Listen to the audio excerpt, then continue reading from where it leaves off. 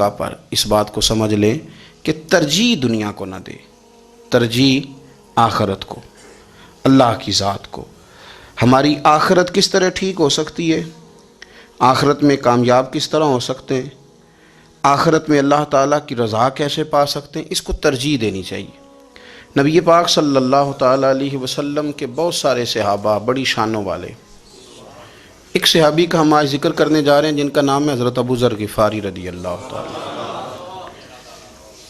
ہمارے صوفیاء تصوف میں ایک جملہ بولتے ہیں کہ تیرا تو فقر فقر بوذر ہے، یعنی جن کو صحیح درویش کہتے ہیں نا، صحیح درویش۔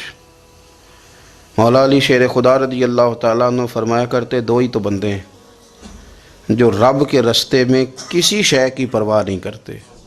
حضور کون سے؟ فرمایا ابو ذر غفاری ہے اور دوسرے علی المرتضیٰ ہے۔ مولا علی فرمایا کرتے یہ نا مسلمانوں میں سے چوتھے یا پانچویں مسلمان ہیں، شروع سے ایک سلیم الطبع آدمی، کچھ لوگ طبعاً بڑے نفیس ہوتے ہیں، طبعاً ہی اللہ کی طرف سے شروع سے ہی۔ ان کا جو قبیلہ تھا بنو غفار وہ رہزنی کرتا تھا، لوگوں کو لوٹ لیتا تھا، شروع میں یہ کام کیا، لیکن جب کچھ لوگوں کی چیخیں کانوں میں گئیں تو چھوڑ دیا، فرمایا نہیں یار طبیعت نہیں مانتی۔ اور نبی پاک کا کلمہ پڑھنے سے پہلے ہی بتوں کی پوجا چھوڑ کے رب کی عبادت شروع کر دی۔ لوگ پوچھا کرتے تھے آپ عبادت تو کرتے تھے پر منہ کدھر کرتے تھے؟ فرماتے تھے جدھر وہ کرا لیتا تھا کر لیتے تھے۔ کسی نے انہیں بتایا کہ مکے میں ایک شخص ہیں جنہوں نے اعلان نبوت کیا ہے، آپ کی طرح کی باتیں کرتے ہیں۔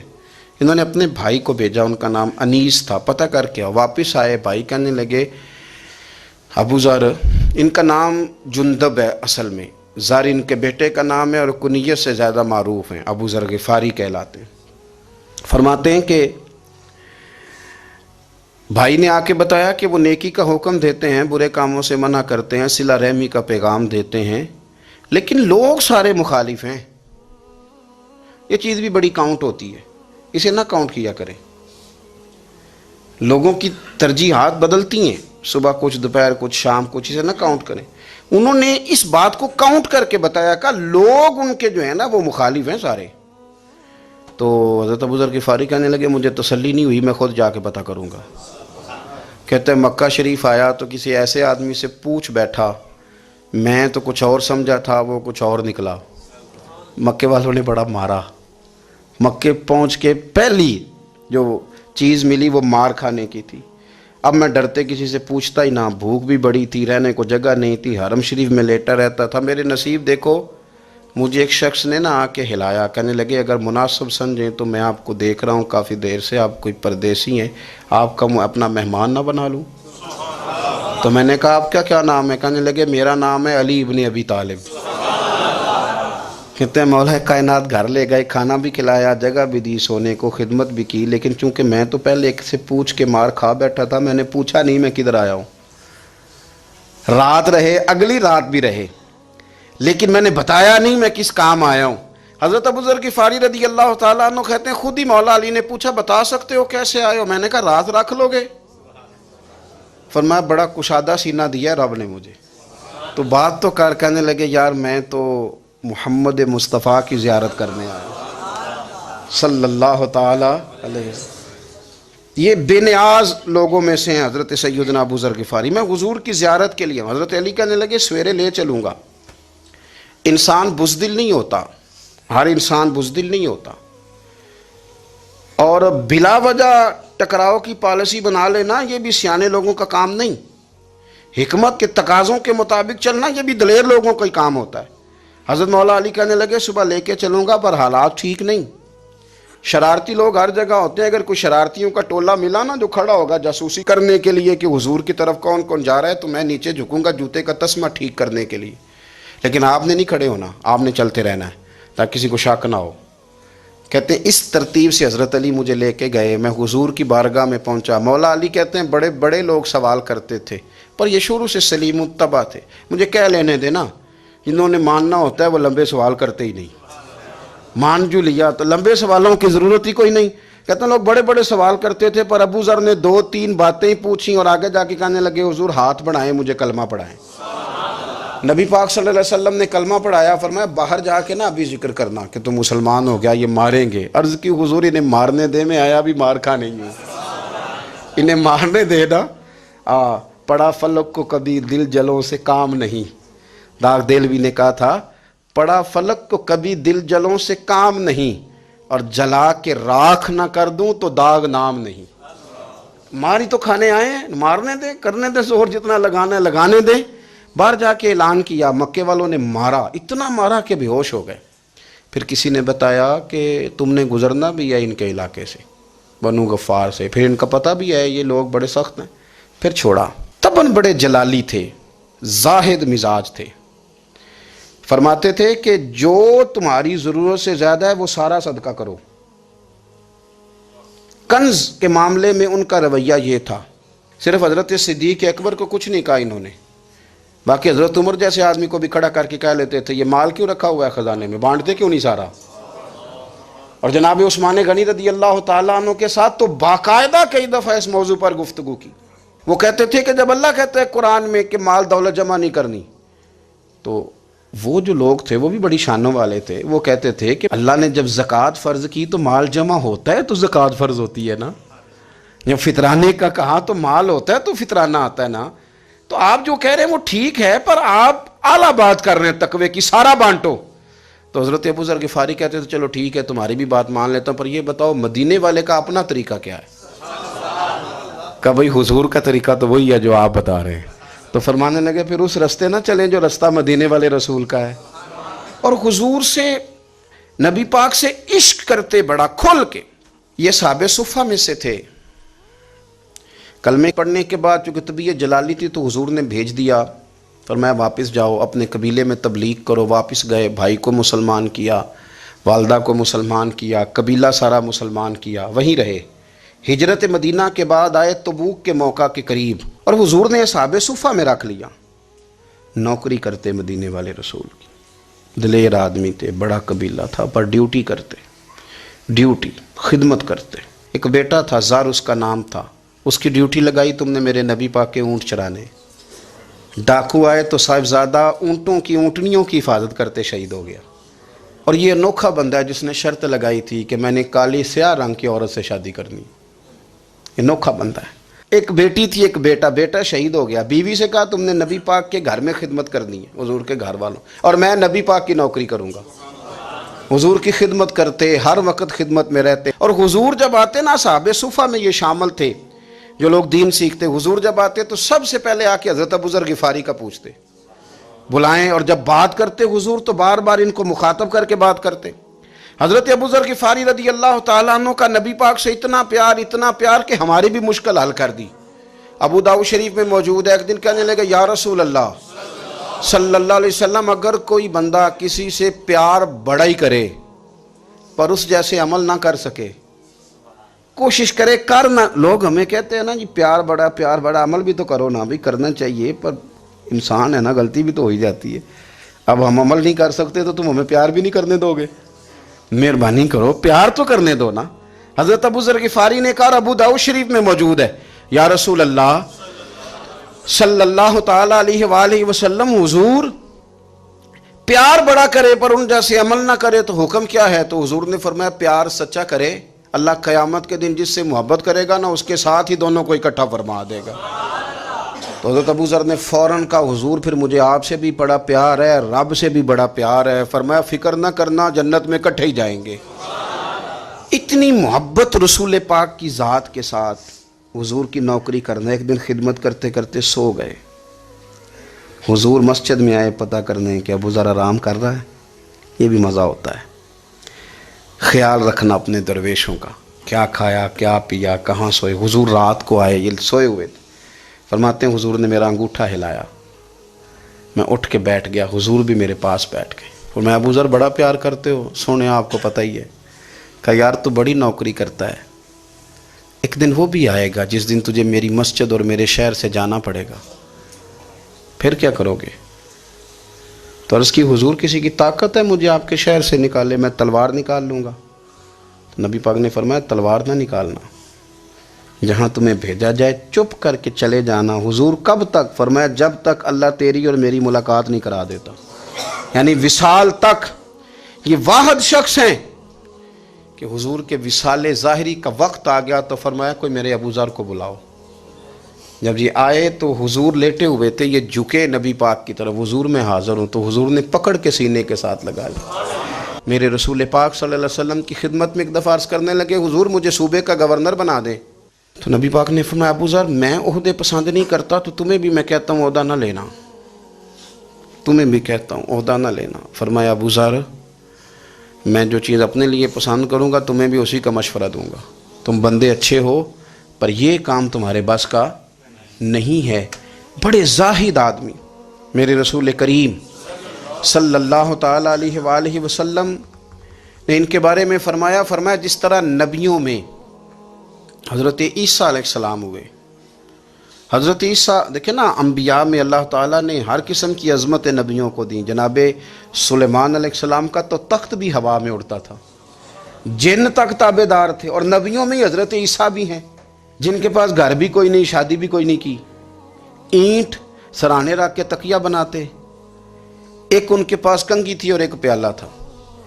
دیکھیں جو بندہ نیک ہو نا، وہ بھی نیک ہیں، اللہ کے نبی ہیں، آپ اپنا تقوی مسلط نہیں کریں گے، جو وہ کر رہے ہیں وہ بھی مخلص ہو کے کر رہے ہیں۔ حکومتیں جو چلانی ہیں تو وہ کس نے چلانی ہیں؟ اگر نیک بندے نہیں آئیں گے تو غلط لوگ آئیں گے، قوموں پہ ظلم کریں، وہ بھی اپنی جگہ ٹھیک ہیں، لیکن یہ جو کر رہے ہیں یہ بات بھی اپنی جگہ بالکل ٹھیک ہے۔ ہم پتہ کیا کرتے ہیں، ہم چیزوں کو مسلط کرتے ہیں، ایک دوسرے پر مسلط نہیں کریں چیزوں کو۔ آپ جو کر سکتے ہیں، جو رستہ آپ کو صحیح لگتا ہے اختیار کر لیں، یہی تو ہمارے دین کا حسن ہے کہ سارے رستے واضح کر کے ہمیں دکھاتا ہے۔ حضرت عیسیٰ علیہ السلام نے ایک دن دیکھا کہ ایک بندہ نا انگلیوں کے ساتھ اپنے بال سیدھے کر رہا ہے، تو آپ نے فرمایا یار کنگھی کے بغیر بھی کام چل سکتا ہے، کنگھی بھی خیرات کر دی۔ دیکھا ایک بندہ ہاتھ کا تکیہ بنا کے لیٹا ہے، تو فرمایا اینٹ بھی دے دو، کسی کے کام آ جائے گی۔ ایک دن دیکھا کہ ایک بندہ نا یوں چلو میں پانی پی رہا ہے، فرمایا پیالہ بھی رہنے دو، اس کے بغیر بھی کام چل ہی جاتا ہے۔ جناب عیسیٰ کا یہ زہد تھا۔ میرے نبی پاک علیہ السلام نے فرمایا جس نے جناب عیسیٰ کا زہد دیکھنا ہو وہ میرے ابو ذر غفاری کو دیکھے، ان کو دیکھے، یہ دنیا میں جناب عیسیٰ کے زہد کے مطابق چلتے پھرتے ہیں۔ ساری زندگی دولت کو، مال کو پسند نہیں کیا۔ جہاں رہتے تھے ایک گورنر صاحب نے 300 دینار تحفے میں بھیجے، تو ایک ہوتا ہے نا بندہ کہتا نہیں نہیں ضرورت نہیں، اور حضور سید عالم صلی اللہ علیہ وسلم نے حضرت عمر سے فرمایا تھا جو خود بخود آ جائیں وہ قبول کر لو اللہ کی طرف سے، لیکن ان کا رنگ فقیری والا تھا اور تھوڑا انوکھا تھا۔ 300 دینار آئے تو فرمانے لگے اسے جا کے کہو تمہیں کوئی اور بندہ نہیں ملا دھوکہ دینے کے لیے، میرے گھر ہی مال بھیج دیا ہے۔ فرمانے لگے میرے پاس گدھا ہے سواری کرنے کے لیے، میرے پاس بکریاں ہیں دودھ پینے کے لیے، میرے پاس ایک چادر اضافی ہے سامان میں سے، میں تو ڈرتا ہوں کہ رب کہیں اس چادر کے بارے میں سوال نہ پوچھ لے، اور تم ہو کہ میرے پاس یہ لے کے آئے ہو۔ حضرت عثمان غنی کے پاس جا کے کہا کرتے کتنا لوگوں کے پاس پیسہ آ گیا ہے، ہر بندے کے گھر میں مال ہے، یہ کیا ہو رہا ہے، لوگوں سے کہیں خرچ کریں غریبوں پہ۔ عثمان غنی فرمانے لگے تمہیں تو خوش ہونا چاہیے کہ میرے دور میں لوگ خوشحال ہو گئے ہیں۔ آپ فرمانے لگے نہیں، وہ والا رنگ زیادہ بہتر ہے جو مدینے والے نے اختیار فرمایا ہے، کیونکہ کچا رنگ للاری والا چڑھدا تے لیندا رہندا عشق تیرے دا رنگ محمد، جدوں چڑھ جائے پھر نہیں لیندے۔ آپ کی طبیعت کے اندر دولت سے بیزاری، حضرت ابو درداء، حضرت ابو موسیٰ اشعری، حضرت ابو ہریرہ رضی اللہ تعالی عنہ، یہ سمجھ لیں ان کے کلاس فیلو تھے، ان کے ساتھ پڑھا تھا انہوں نے۔ حضرت ابو ذر غفاری ان پر بھی جلال کرتے۔ آپ یقین کریں کہ طبیعت نا ایسے کیف میں آ گئی ان کو پڑھ کے، ان کو پڑھا جب کچھ دنوں سے تو کچھ انوکھا، یہ انوکھی وجہ ہے، سارے زمانے سے نرالے ہیں، یہ بندے کون سی بستی کے یا رب رہنے والے ہیں، یہ کس طرح کے لوگ ہیں، کیا سوچ ہے۔ حضرت ابو درداء رضی اللہ تعالیٰ عنہ کے گھر کے قریب سے گزرے تو حضرت ابو درداء مکان بنا رہے تھے، کیا جملہ کہا، تڑپ گئی روح۔ فرمانے لگے ابو درداء تجھ سے مجھے یہ امید نہیں تھی یار۔ فرمایا کیا ہوا؟ فرمانے لگے اب تیرا مکان بنانے کے لیے بھی اللہ کے بندوں کی پشتوں پر اینٹیں رکھی جائیں گی، تیرا مکان بنانے کے لیے رب کے بندوں کی پشتوں پر اینٹیں تیرے لیے۔ حضرت ابو درداء نے گردن جھکا لی، فرمایا یار جہاں تو ہے نا تو بالکل ہی ٹھیک کہتا ہے۔ کیوں؟ میرے نبی پاک صلی اللہ علیہ وسلم نے فرمایا اس زمین کے اوپر اور آسمان کے نیچے ابو ذر غفاری سے سچا بندہ کوئی نہیں۔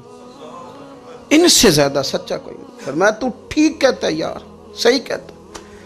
حضرت ابو موسیٰ اشعری رضی اللہ تعالیٰ عنہ کو گورنر بنا دیا گیا عراق کا.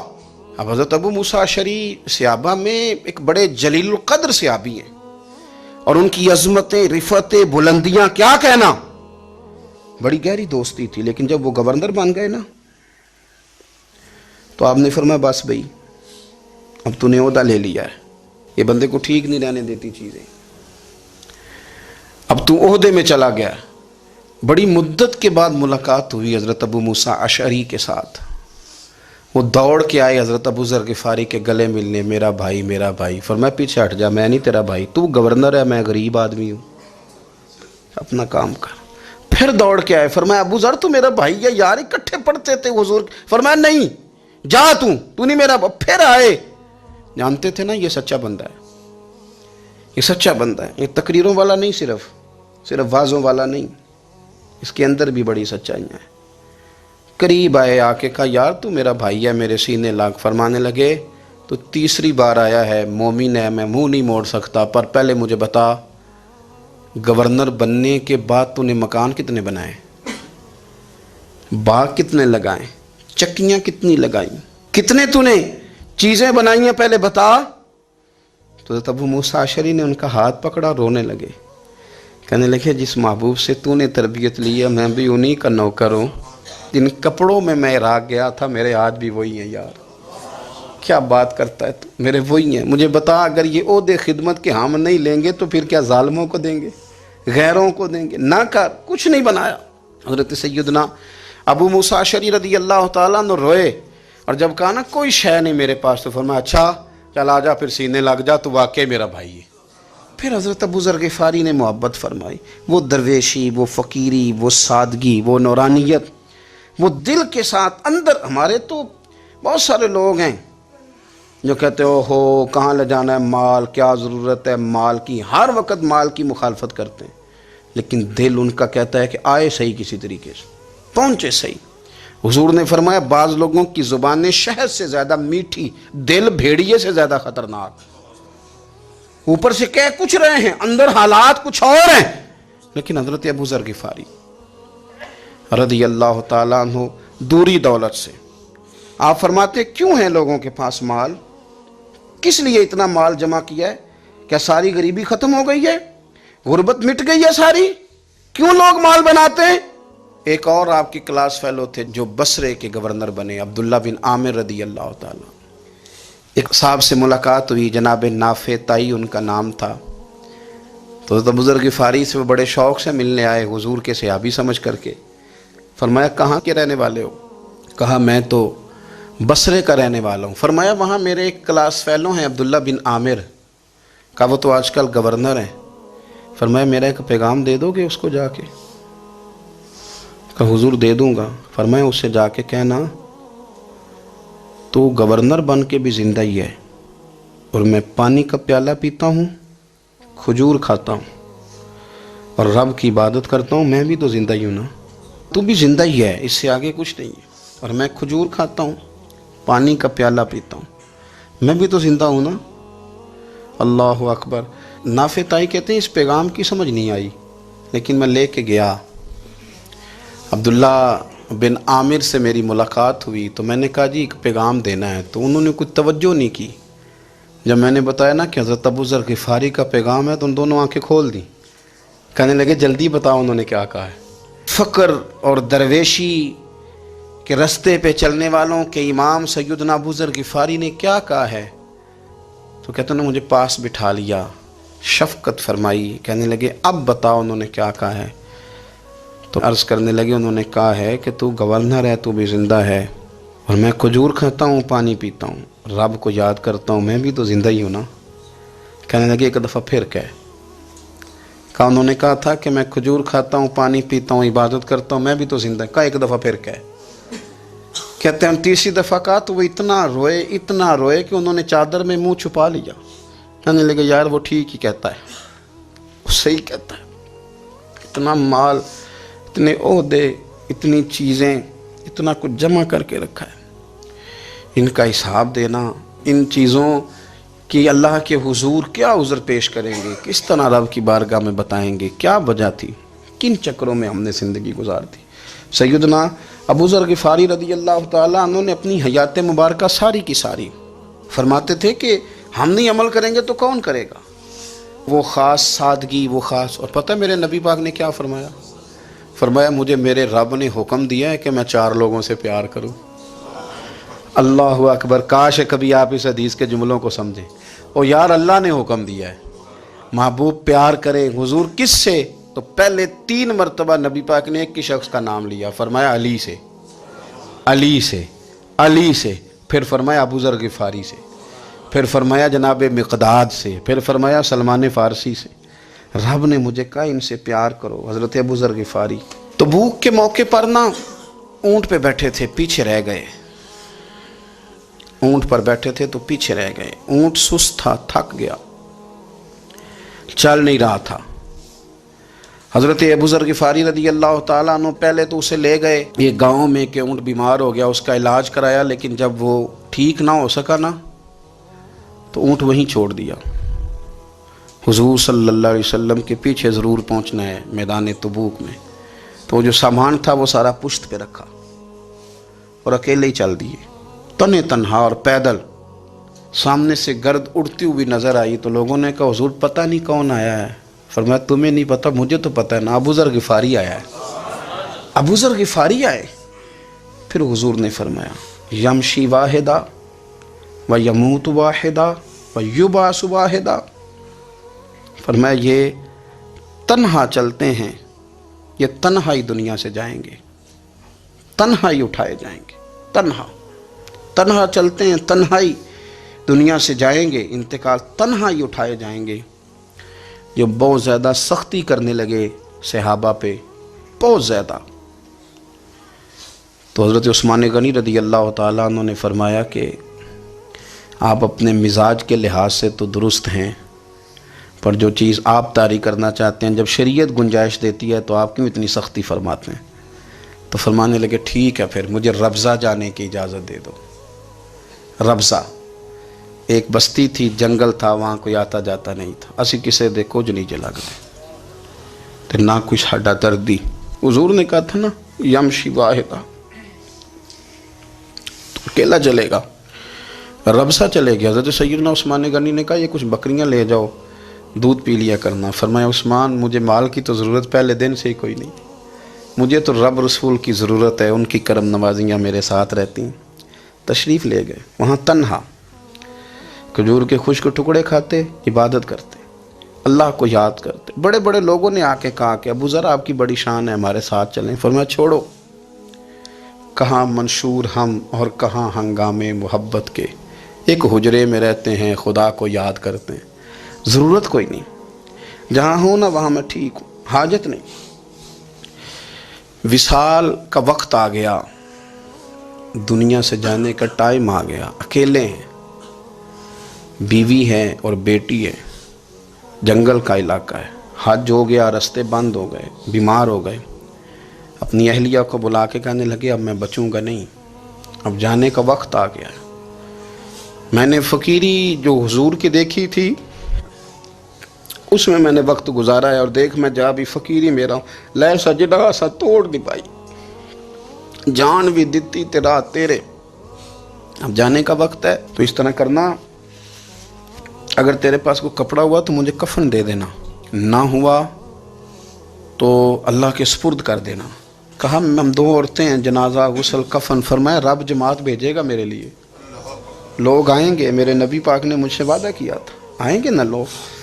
تو اہلیہ کہنے لگی ابو ذر آپ کو کیسے پتہ ہے کہ آپ اس صحرا میں انتقال کر جائیں گے، اللہ شفا دینے والا ہے۔ فرمانے لگے ہم 3-4 لوگ بیٹھے تھے تو حضور نے فرمایا تھا تم میں سے ایک شخص صحرا میں اکیلا انتقال کر جائے گا، تو وہ میرے جتنے باقی ساتھی تھے وہ سارے انتقال کر گئے، اب میں اکیلا ہی بچا ہوں، مجھے پتہ ہے وہ میں ہی ہوں، تو تم دیکھنا تمہیں کوئی نہ کوئی مل جائے گا غسل کفن کے لیے۔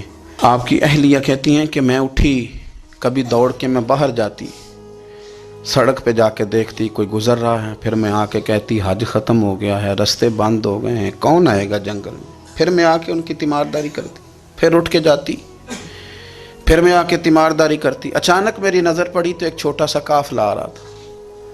اس قافلے میں چند لوگ تھے اور سب سے بڑھ کر صحابی رسول حضرت عبداللہ ابن مسعود بھی تھے. میں نے ان کو اشارہ کیا تو وہ دوڑے آئے, کہنے لگے بہن کیا ہے؟ میں نے کہا یہاں ایک شخص ہے, تمہاری تھوڑی سی ضرورت ہے اس کو. حضرت عبداللہ ابن مسعود کہنے لگے کون ہے بی بی؟ کہتے ہیں میں نے کہا کہ وہ ابو ذر غفاری ہیں. کہتے تڑپ کے روئے عبداللہ ابن مسعود, تڑپ کے. کہنے لگے ابو ذر میرے نبی پاک کا پیارا, میرے ماں بھی اس پہ قربان, میرا باپ بھی قربان, کدھر ہے جلدی بتاؤ. کہتی میں لے آئی. 4-5 لوگ تھے وہ. تو سیدنا ابو ذر غفاری کہنے لگے عبداللہ میرا وصال ہو جائے گا لیکن یاد رکھنا میری بیوی کے پاس کفن کے لیے کپڑا موجود نہیں. وہ لے اسے جنازہ توڑ ہی نہیں پائی, جان بھی دیتی تے رات تیرے, کفن کے لیے کپڑا نہیں ہے. لیکن تم میں سے نا وہ بندہ کوئی کپڑا نہ دے جو کبھی کسی سرکاری عہدے پہ رہا ہو. وہ بندہ میرے کفن کے لیے کپڑا نہ دے کسی سرکاری عہدے پہ رہا ہو. ایک انصاری جوان کہنے لگا ابو ذر میں کبھی کسی عہدے پہ نہیں رہا, اگر آپ میری چادر قبول کر لیں کفن کے لیے تو میں ٹھیک ہے. میں نے نا حضور کے طریقے پر زندگی گزاری ہے, چپ کر کے میرا جنازہ پڑھ دینا اور مجھے کہیں اور نہ لے کے جانا. اسی کسی دے کچھ نہیں لگتے تو نہ کوئی ساڈا دردی یہیں کسی صحرا میں جنگل میں یہیں کوئی قبر کھود کے مجھے دفن کر دینا, مجھے جانے نہیں ہے کسی جگہ. حضرت عبداللہ ابن مسعود رضی اللہ تعالیٰ عنہ نے جنازہ پڑھایا اور اس درویش کو جو 5ویں یا 4تھے مسلمان ہیں ان کو وہاں دفن کیا. جب خبر پہنچی نا مدینے تو سب سے زیادہ آنسو مولا علی نے بہائے, سب سے زیادہ حضرت علی نے. لوگوں نے کہا اتنا کیوں روتے ہو؟ فرمایا 2 ہی تو بندے تھے جو اللہ کے راستے میں کسی کی پرواہ نہیں کرتے تھے, اب ایک ہی رہ گیا ہے. کہا حضور کیا مطلب؟ فرمایا 2 ہی تھے, ایک ابو ذر اور ایک علی, اب اکیلا علی ہی تو رہ گیا, وہ چھوڑ کے چلے گئے. حضرت سیدنا ابو ذر غفاری رضی اللہ تعالیٰ عنہ اس عظیم شخص کا نام ہے. سردار قبیلے سے تعلق تھا, بڑے بہادر تھے, پر حضور کو فقیری میں دیکھا تو پھر زندگی اسی فقیری میں گزارتی, اسی فقیری میں, اسی طریقے میں وفا کر کے نا اسی رنگ میں گزار دی, انہی نقشوں پہ رہے. اگرچہ جائز تھا, بڑے بڑے لوگ تھے, بڑے بڑے لوگ تھے. حضرت عبد الرحمن ابن عوف بڑا مال تھا, حضور نے ان کو جنتی کہا, ان کے پیچھے نماز پڑھی, سب ٹھیک تھا. پر فرماتے تھے یار میں انکار نہیں کرتا, پر میرے نبی نے فقیری کی, حضور نے ایک وقت کھایا ایک وقت بھوک کاٹی, تم کس طرح بھر بھر کے پیٹ کھاتے ہو, تم کس طرح اتنی آسانیاں دیکھتے ہو. حضرت ابو ذر غفاری فرماتے تھے مجھے میرے نبی پاک نے 6 باتوں کی وصیت کی تھی. اپنے بچوں کو بھی بتاتے تھے, دوستوں کو بھی 6 باتوں کی حضور نے وصیت کی تھی. سب سے پہلے حضور نے فرمایا تھا ابو ذر مسکینوں سے محبت کرتے رہنا. دوسرا نبی پاک صلی اللہ علیہ وسلم نے فرمایا تھا جب بھی دیکھنا نیچے والوں کو دیکھنا, اوپر والوں کو نہ دیکھنا.